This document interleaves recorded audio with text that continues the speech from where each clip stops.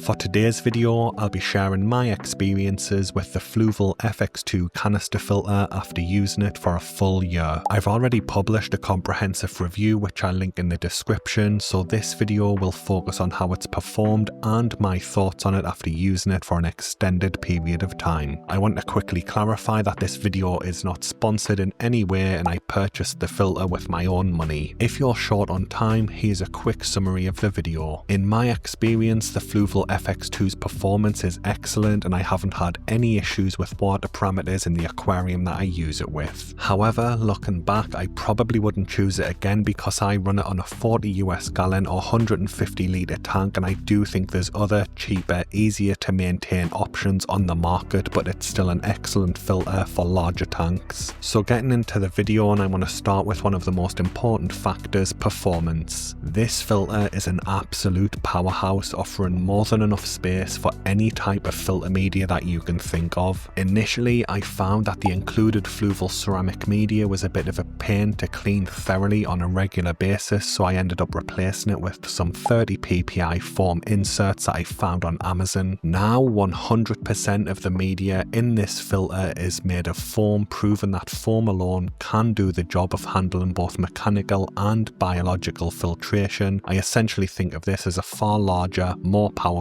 sponge filter right now. I haven't really had any serious issues with particulate matter in the tank, so I haven't used filter floss in the filter for months. Personally, I think this is due to the sheer amount of foam that's already in the filter, and it does an excellent job of catching all the little particles, making filter floss unnecessary for this specific setup with this tank size, stocking size and feeding level. I also don't use any chemical filtration in my aquariums, but there's plenty of space in this filter if that is something you need for your setup. Fluval does offer a bunch of specifically cut chemical media filter options that will flawlessly fit in the FX2, but you can also get other brands options such as Purigen if you are having issues with tannins. Another benefit of filters that's often overlooked is the water flow and circulation, and the FX2 provides plenty of this. It's fully adjustable in both the direction on the nozzle outlets as well as the actual flow that's produced using the red valve that's fully adjustable, and I run mine at about 80% of maximum power on this 40-gallon tank. Now my setup is definitely over filtered, and that's one of the main reasons that I haven't had any issues with water parameters. I'm running a massive canister filter on a relatively small tank while also having it heavily planted, moderately stocked, and I moderately feed the fish in here. But I honestly think that this FX2 could easily handle far larger tanks with minimal effort. Next, I want to talk about reliability and durability, as both of these are important points when considering a pricey piece of equipment like this. After over a year of running my Fluval FX2 24 hours a day, 7 days a week without turning it off other than to do maintenance, I've had no major issues with this equipment. In case you're not aware, the Fluval FX series comes with an internal timer that shuts the filter down once every 12 hours for around a minute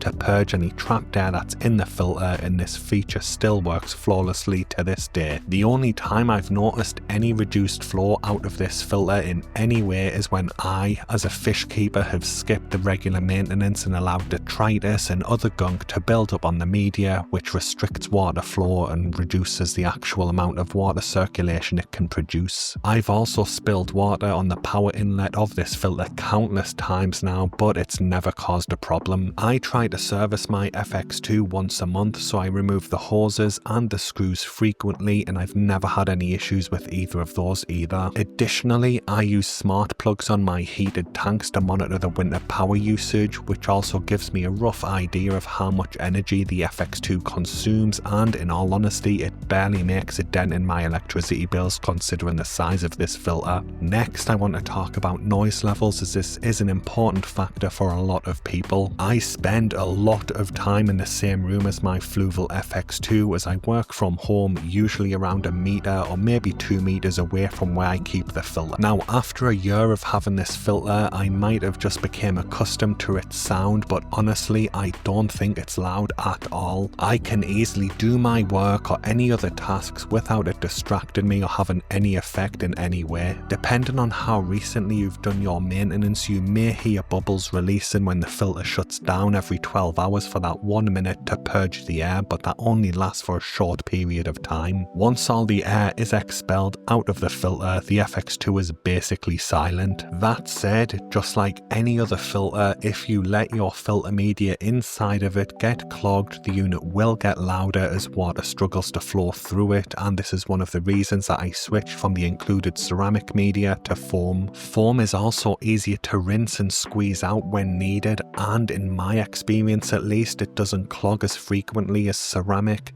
sintered glass, or pumice based medias. As it's probably the main competitor to Fluval's FX range, I want to quickly mention Danny Mogg's unsponsored review of her Oase Biomaster filter, where the noise of that filter was her main complaint and the reason she ended up getting rid of it and getting a new type of filter. In contrast, as long as I keep up with the maintenance on my FX2, I have absolutely no issues with its noise level. I'm perfectly comfortable sitting very close to it for work, and I plan to keep doing so moving forward as it just doesn't bother me. Moving on, and we get to maintenance, and one of the main drawbacks of using this type of filter with my current setup is that the maintenance routine can become a pain, but to be fair, this would happen with any canister filter. Back when I first set this tank up, I ended up having some problems with both blackbeard algae and staghorn algae, and in my opinion it was due to the excess phosphates building up in the tank due to a lot of detritus buildup in the filter. This might not be an issue for everyone, but in my case I started servicing the filter every single month to clean it out and prevent algae, and it actually worked really well until recently. About 2 months ago I had an ear infection that set me back on maintenance, and then I decided to skip maintenance for a second month to intentionally let the gunk build up in the filter to try and test a waste-eating bacteria filter cleaning product on it. But now I am seeing a bit of blackbeard algae and staghorn algae return in the tank, and the phosphate levels in this specific aquarium are nearly 4 times higher than any of my other tanks. I also let my old plant matter decay in all of my aquariums rather than intentionally remove it, because I see it as natural nutrients and CO2 for the plants when bacteria break it down. On top of that, my Corydoras also stir up the aqua soil and crush some of the pellets as they forage around in it each day, which adds to the amount of filter gunk that builds up in this tank, creating a sort of perfect storm situation rather than having an inherent flaw with the FX2 itself. Still, when you need to do your maintenance, you have to shut the filter off at the power plug, lock and detach the hoses, manually remove all of the pins to get the lid off it, and that's just before you even get access to the media, and then you have to remove the individual media bins. Considering I'm running it on a 40 US gallon 150 litre tank, I do think a smaller hanging back canister like the All Pond Solutions HOB 500 could handle the bio load for this specific aquarium and be cleaned in under 2 minutes. As much as I enjoy doing tank maintenance because it gives me a break from my screens and technology, canister filters just simply require more effort and time than other filter types due to the nature of the filter.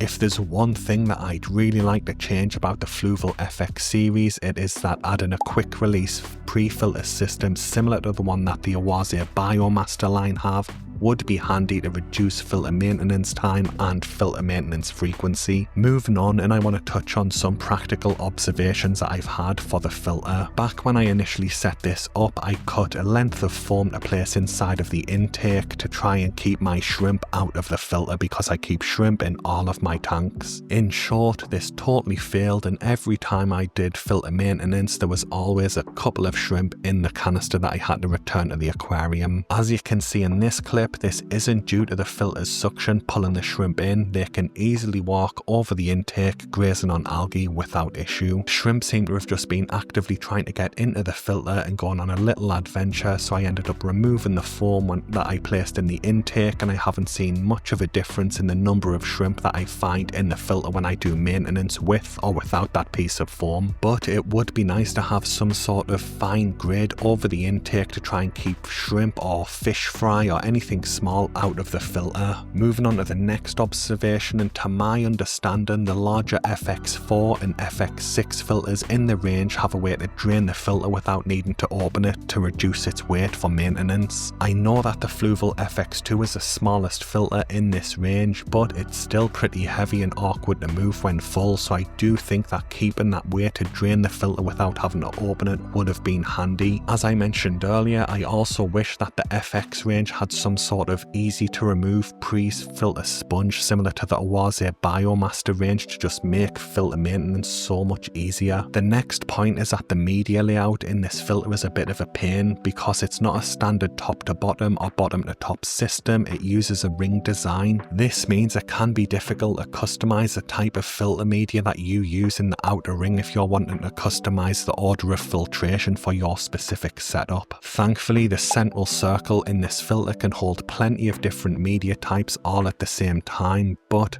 I know a lot of people do like to tweak their order of filtration for their aquariums. This next one is just a minor thing, but I don't see the reason the timer stops the filter twice per day to purge any bubbles inside of it. Once the initial trapped air has been worked out of the filter after maintenance, it's very rare that I hear bubbles being purged with my setup. I honestly think that it could be tweaked to have the timer turn the filter off once per day to purge the bubbles, and I don't think there'd be any downside on its performance. It's just that when it does turn the filter back on, I have noticed that sometimes it does startle some of the fish in the tank, and I doubt there's a major risk or major problem with this, but I just prefer that it wasn't a thing. Finally, I want to talk about who I think should get this filter. As I mentioned, I currently run it on a 40 gallon or 150 litre tank, and I genuinely believe a smaller, cheaper, easier to maintain filter could easily manage the bio load for this tank, but it might struggle with the mechanical filtration requirements. If you are thinking about getting the FX2 for anything around this type of tank size, I would recommend you look for smaller, cheaper filters and save some money. Although I haven't tried them personally, I do have some friends who use the Fluval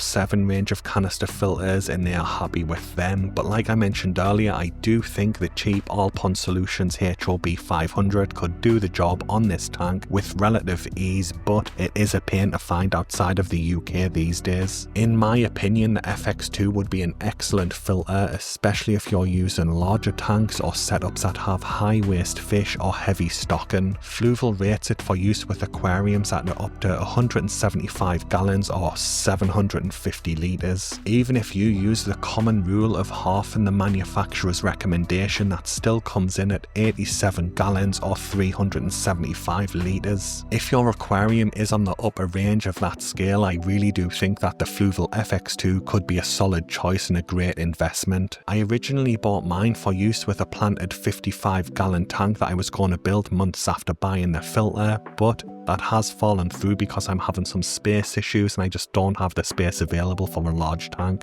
So for now at least, it is stuck on my 40 gallon tank, where it's far more than I actually need. Anyway guys, that brings the video to an end. I just wanted to do a follow-up on the filter because a lot of the content out there is either unboxings of it or reviews like mine that I link in the description that's recorded after a couple of months of initial use. I hope the video's been helpful. Thanks for watching and have a good day.